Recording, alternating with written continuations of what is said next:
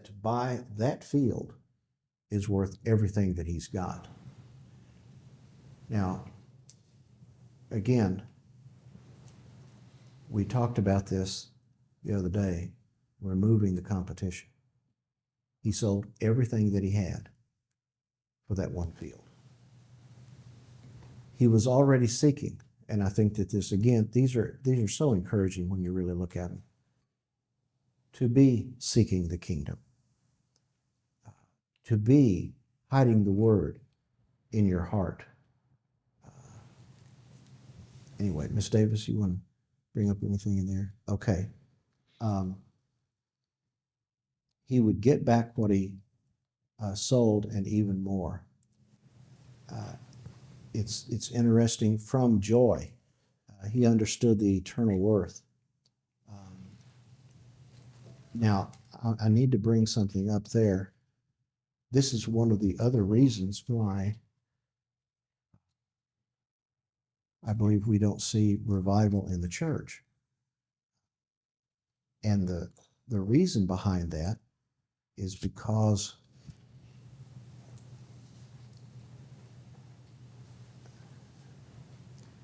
the gospel, the way that it is preached now, is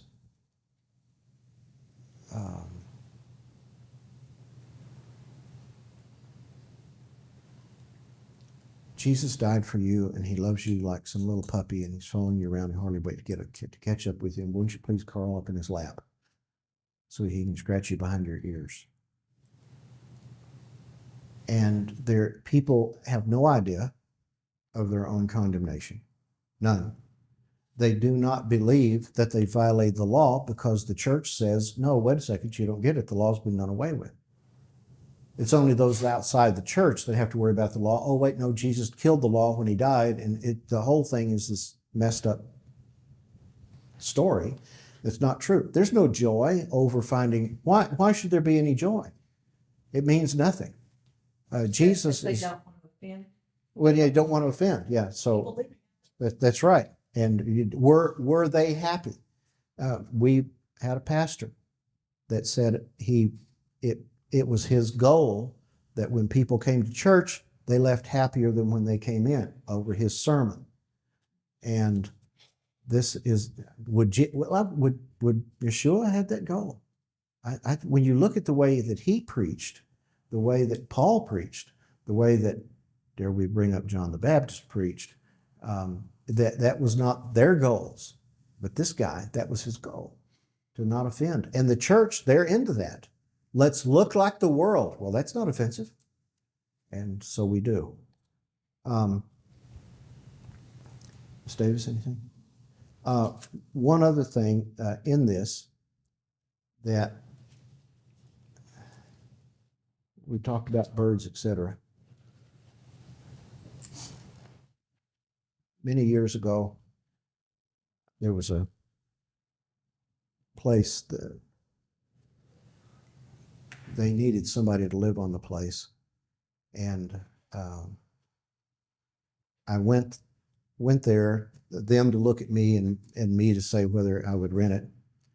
And it was a 250 acre ranch, 250 acres. Big ponds with bass and spring-fed creek in it. It was gloriously beautiful. And I started talking to the people and spoke to them about that I liked nature a lot and liked butterflies and birds and all that stuff. And when we finished walking around, the man looked at me, who was a multimillionaire. This guy was big-time rich. He had started Texas Eastern Oil Company in his youth. And when he retired, another company that wanted just to use his name because he knew someone in every country in the world that was either, by name, by the way, was either the number one person in the country or the number two person in the country. By name, this guy. This company was starting up. They offered him $1 million just to sign on with them. That was not the salary he was going to get. Anyway, this millionaire looked at me and said, So, you like butterflies, huh? I went, yeah. He said, we don't have many of those around here. I looked at him and I said, sir, we've been walking through clouds of them. And I was not kidding. They were absolutely everywhere. You would have hated it, Joe. Oh, yeah, they've been cloudless. That's what cloudless sulfurs were there. That's right. Joe would have gone there and wiped them out. It was really something. Now, they told me years later, they said, I really appreciate you opening up our eyes to the treasure that was around us. They had not noticed the flowers, they'd not noticed the butterflies, the birds, until somebody pointed it out to them. Okay. Now, in this field, the treasure was there. The thing is those of us that are trained by God, or maybe I should say that have his word in us, the pure in heart do what? See God. The person reading the Bible saying it's an overrated book is not going to see God. That's part of our job, is to help people at least have an opportunity to open their eyes. But again, in this field, the person was seeking. If they don't know what law they violated, there's no way in the world they're going to care at all about. There's no joy in that. There's no treasure in finding Jesus. There's not. I mean, this is another silly religion, and that's all.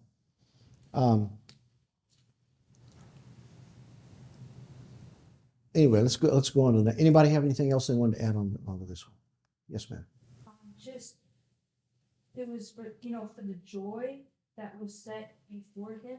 Like it's the same thing as that verse, for the joy that was set before him, and endured the cross, despising the shame. And just how there's that endurance because of seeing the reward and seeing him who is on the scene, and like Darling Diana Rose, she gave up all to follow God, and later she's like, he was worth it, but it was because she knew he was worth it that she endured all that.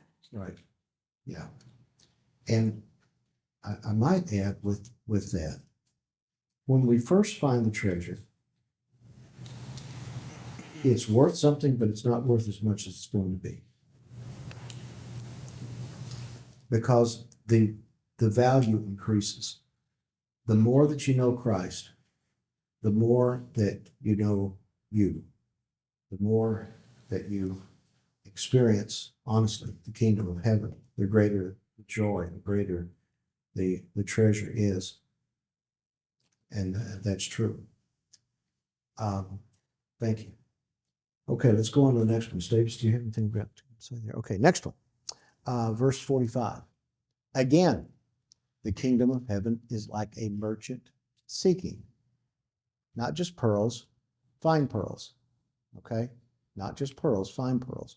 And upon finding one pearl of great value, he went and sold all he had and bought it. I had an experience a few years ago. Mr. Anderson died, and he had bought some jewels,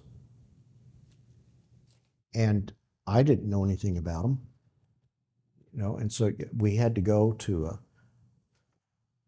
a jeweler, and it was interesting. This jeweler was a fellow we'd known, had done business with Mrs. Davis's family for a long time, and he said, let me call a guy because I don't know about him. Now, this is a jeweler, and he didn't even know. He said, let me call this fella. He's a Jewish young man. And I asked him, how did you get into this? He said, never in my life would I have thought that this is what I would wind up doing. But he was in some humdrum job, and he needed to make some extra money. And so a friend of his said, hey, why don't you come over here and I'll teach you a little bit about this. One thing, and it took off. And he's now one of the big appraisers in the Austin area. At least the last I heard, he's probably expanded out from there. He was quite good. and very honest, Jewish fellow, a young man, probably in his at that time late 20s, and got to talk about the Lord to him a little bit, and that was he was stunned. He was. As we began to talk, I simply told him about relationship with God, and that it wasn't about religion and the joys of that. And he said, I may give you a call sometime and just talk about this. He never did, but you could tell. He said, I've never heard anybody talk like you talk. He was real excited about it. But he would look at these jewels, and he would say, okay, this one has got this cut and that cut, and this one is off center. Because it's off center, it's not perfect, and so therefore, instead of being worth many thousands of dollars, it was worth only a few thousand. A little rock. Anyway, it was amazing to watch. What was the one that was the most expensive? I think it was a ruby, and it just missed being like major dollars, but he knew. Yeah, make it into a bunch of them. That's right. It was something with the color in it that wasn't. It was just a little bit clouded, which you could barely see. You had to look at it under lights and all of this other stuff to see it. But this man knows the difference between jewels and fine jewels. And in this case, we see that this merchant is again seeking fine pearls, looking for treasure. And on finding one of great value, he sold all. Going into the next one, verse 47. Again, the kingdom of heaven is like a dragnet. The kingdom of heaven is like a dragnet. Now, everybody stop before you start thinking, wait a second, the kingdom of heaven is like the sea. Because it's real easy to go the field. And so we're just going from dirt to a vast expanse of dirt to a vast expanse of water. But it's not. It's about the dragnet. And that tells us something also.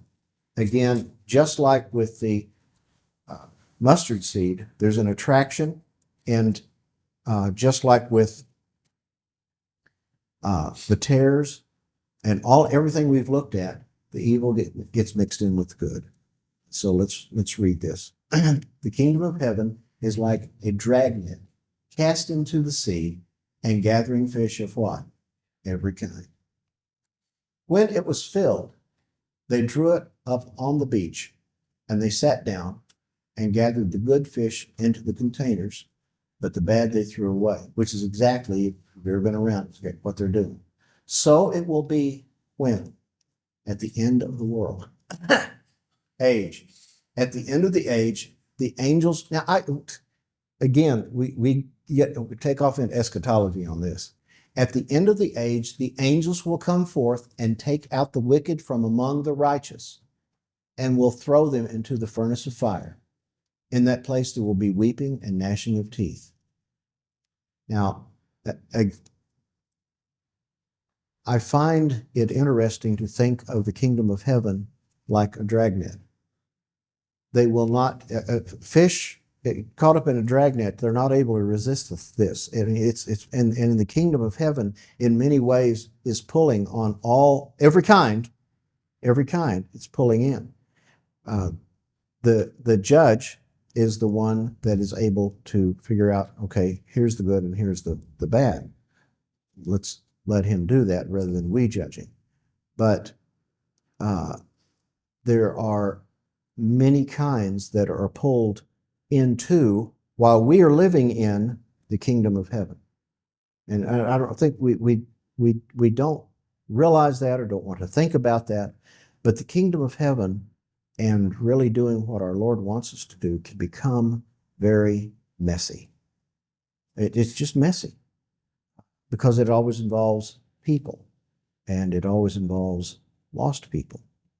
And they do mix in with us there. But again, we see the good are useful, the other are not. The biggest point in all of these is, and I think the thing that we all need to realize, and since we're talking about discipleship, for every one of us, these things are going to involve seeking. It's going to be involving our will. It's going to be involving enlightening our eyes and understanding, so that we are seeking after that which is worthwhile, that which is fine, precious, worth something, that we are looking for this hidden treasure.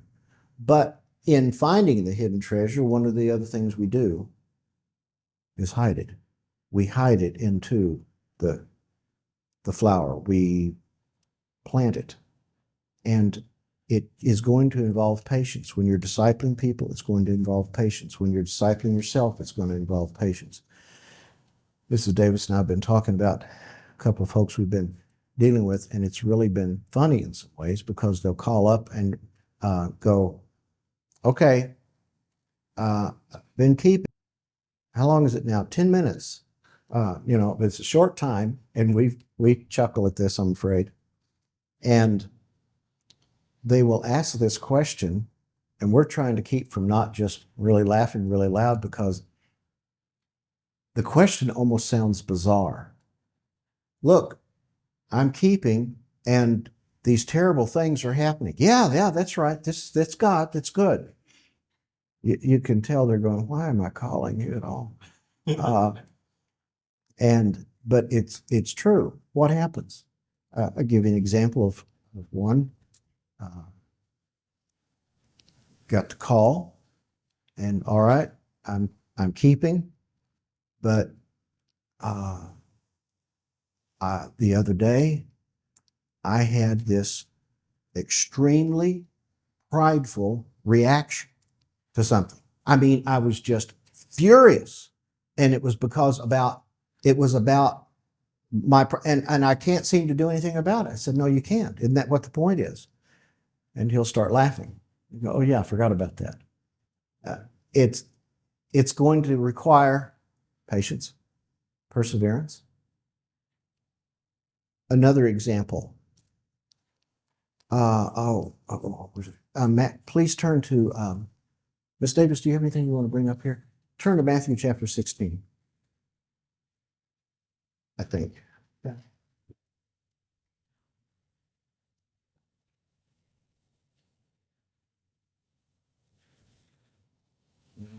Yeah.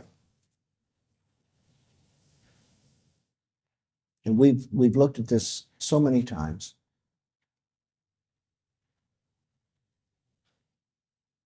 We'll start with verse 13. Now, when Jesus came into the district of Caesarea Philippi, he was asking his disciples, who do people say the Son of Man is? They said, some say John the Baptist, others Elijah, still others Jeremiah, one of the prophets. He said to them, who do you say I am? Simon Peter answered, you are the Christ, the Son of the living God. Jesus said, blessed are you, Simon Bar-Jonah, because flesh and blood did not reveal this to you, but my Father who is in heaven. Again, reminding you, it was not what he said. He was blessed because of something very specific. He was blessed because flesh and blood hadn't revealed it to him. He wasn't blessed because he knew he was the Christ. That was good, but that wasn't what the point was. The point was that it had been revealed to him by his Father. And he said, I say you are Peter, upon this little rock I will build my church. The gates, you are a little rock, I'm sorry, and upon this big rock I will build my church. The gates of Hades will not overpower it. Again, I'm just repeating stuff we've said so many times. The gates of Hades is the realm of the dead. And the gates of the realm of the dead, that would be those outside of the kingdom and even parts of your soul, will not prevail against it. I will give you the keys of the kingdom. What are the keys? Well, the keys are whatever you bind on earth shall have been bound in heaven. Whatever you loose on earth shall have been loosed in heaven. And that's the keys. Well, wait a second. What is that talking about? We're going to find out. Then he warned the disciples they should tell no one he was the Christ. From that time, Jesus began to show his disciples that he must go to Jerusalem and suffer many things from the elders, chief priests, and scribes, and be killed and be raised up on the third day. Peter took him aside, here we go, Peter, and began to rebuke him, saying, God forbid it, Lord, should never happen to you. And he turned to him and said, Peter, get behind me, Satan. You're a stumbling block to me, for you're not setting your mind on God's interest, but man's. And with Peter, Peter is the guy, and I wanted to bring this up, and Jesus goes on. Then Jesus said to his disciples, if anyone wishes to come after me, he must deny himself, take up his cross, and follow me. Whoever wishes to save his life will lose it. Whoever loses his life for my sake will find it. Okay. Now, where is there's a cross reference for binding and loosing? Where is that? Matthew 18:18. Turn over to Matthew 18 because we want to see this. Okay? Start with verse 15. No. Got to start.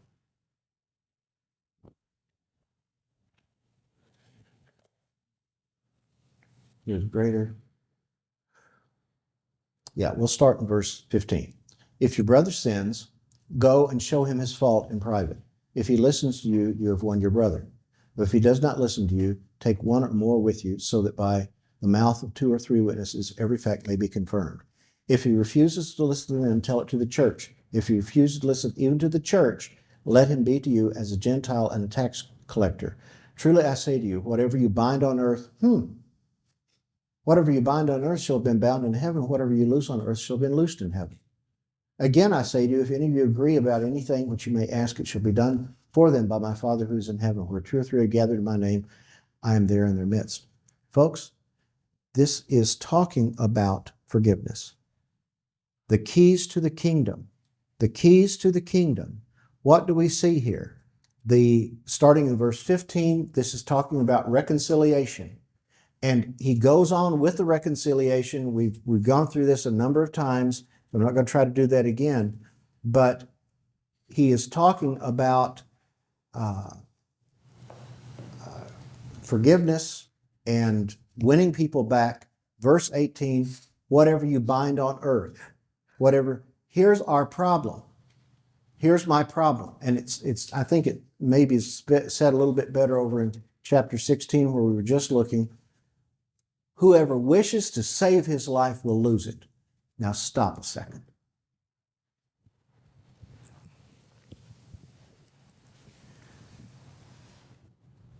If someone has offended you, someone has hurt you, one of the things that happens in our lives is we go through life, and we go through day-to-day life with the shield up and the sword drawn, and it's not the shield of faith and the sword of the Spirit. You know, we're waiting for somebody to just dare get in the way and do something. And we are trying at that time to save our lives. And we're going to defend it at all costs. Or we're going to defend the family. Or we're going to defend somebody. And take up an offense. And then we take up a defense. And we are trying, we're not laying down on the cross. We're not taking up the cross. We instead are fighting against the offenses, the stumbling blocks that will come. Offenses will come. You're going to be offended. What are you doing with it? Are you being patient, kind, any of those things? Are you, or maybe I should say, or are you binding that sin to someone's life? You think about it. What did it say? Everybody stop. You are a priest. Everybody say, I'm a priest. Come on. All right. You are a priest. Let's go down and look in chapter 16.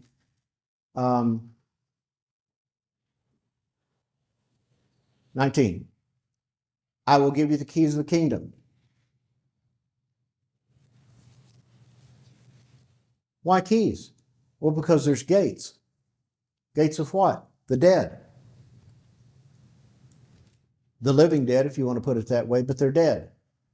But those gates are not going to overpower it. But I'm going to give you keys, and the keys are for doing something. The dead have not entered into the life that Christ gives them. And when we hold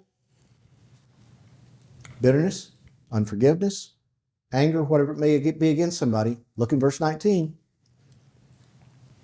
Whatever you bind on earth shall have been bound in heaven. Whatever you loose on earth shall have been loosed in heaven. Do you understand the heaviness of this? Binding and loosing is about whether you are going to forgive or you're going to not forgive. He is saying, when you forgive it, and remember, where's that verse? Who's ever sinned? Where's it at? Come on, y'all help me out. Whoever sins you remit. John 21. Everybody look. Come on, let's go over there. I know that this is not popular doctrine. It would be fun to preach it in a whole lot of churches. 20.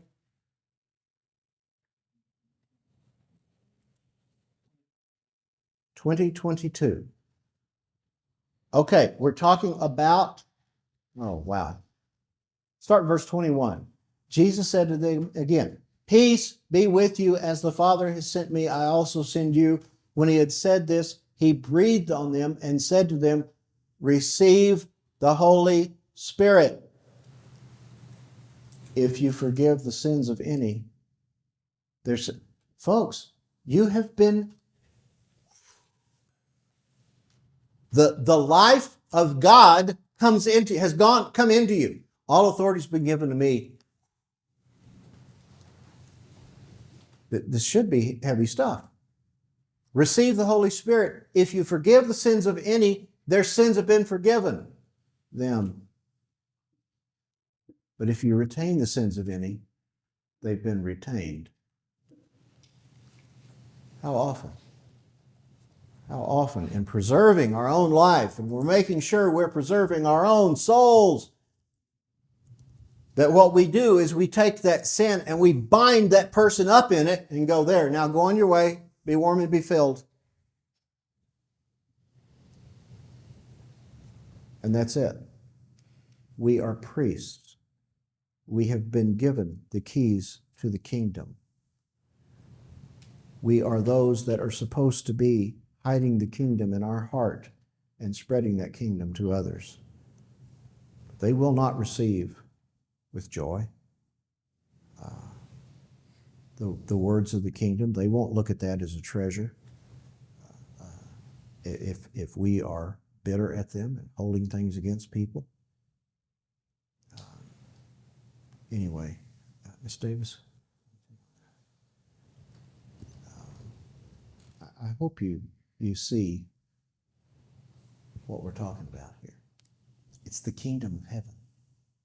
And we've been given the mysteries. There's a lot of them, but one of the main ones is you hide it in your heart and you seek it actively. It's not something you just kind of go to church and open your mouth and hope that it drops in somewhere. And the keys that overcome the gates that try to prevail against it, are the keys of binding and loosing in forgiving. When you retain, when you do not forgive, that person's sin is retained. Doesn't matter, I got in. I'm going to heaven. Once saved, always saved. Everything's all right. Anyway, anyone have anything they want to bring up on any of this? Yes? Me or something behind me? No, sure. Okay.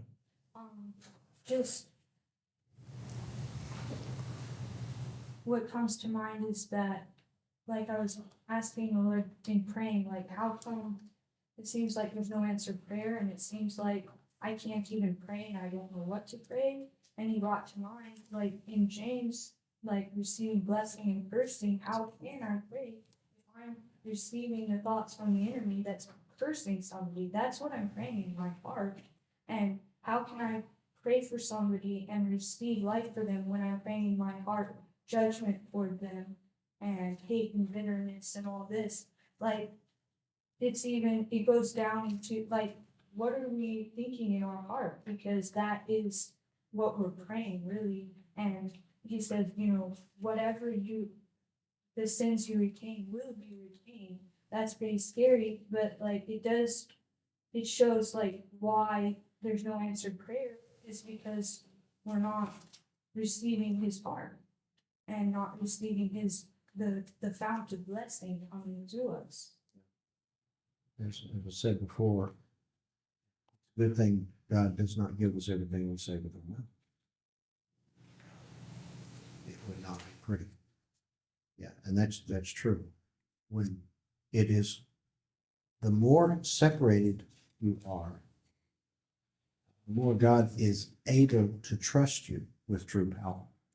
The more separated you are, the more he is able to trust you with true power. That doesn't mean separated by, oh, okay, I only listen to the right kind of music. Don't get me wrong, that's part of it. Oh, I only go to the right kind of church. I only have the right kind of doctrine. This is not what it is. Are you living in him? He's living in you. It is the cross. It is the continual cross. It is death to self. It just goes on. It has very little to do at all with anything in terms of religiosity. And remember, the end goal of all things Christian is Father. But that is defined, I think the Bible really specifically talks about it a lot. It's agape. God, not the silly things that we call love and feeling towards somebody or something. Love costs you your life. All right?